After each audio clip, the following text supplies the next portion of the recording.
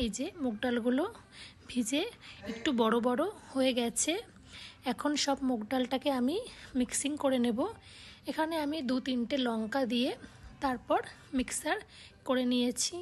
আর এখানে একটা আলু একটা পেঁয়াজও কেটে নিয়েছি। এবার মিশ্রণের মধ্যে পেঁয়াজ আলু কুচি আর দিচ্ছি পরিমাণ মতন লবণ, হলুদ গুঁড়ো, অল্প একটু ধনে গুঁড়ো। এবার মিশ্রণটাকে ভালো করে মিশিয়ে নেব। আর এদিকে একটা কড়াইতে একটু তেল দিয়ে দিয়েছি। তারপর একা খাতা মিশ্রণ দিয়ে হাতের সাহায্যে এইভাবে ছিলা বানিয়ে নেব।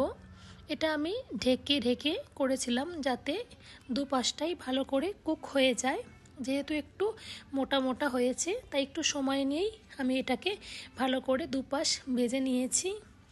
এই যে তৈরি আমার ছিলা। এদিকে আমার মাম্মা বসে রয়েছে, টিভি দেখছে।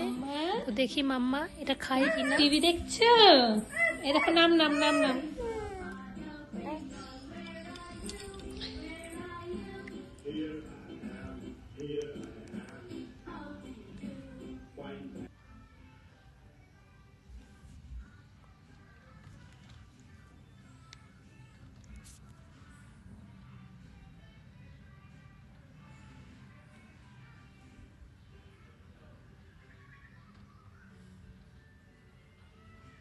এবার আরও কয়েকটা ছিলা আমি বানিয়ে নিচ্ছি ওর পাপ্পার জন্য।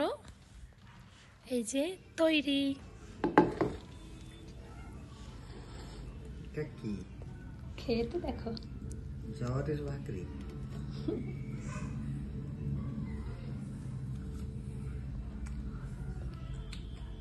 ভালো।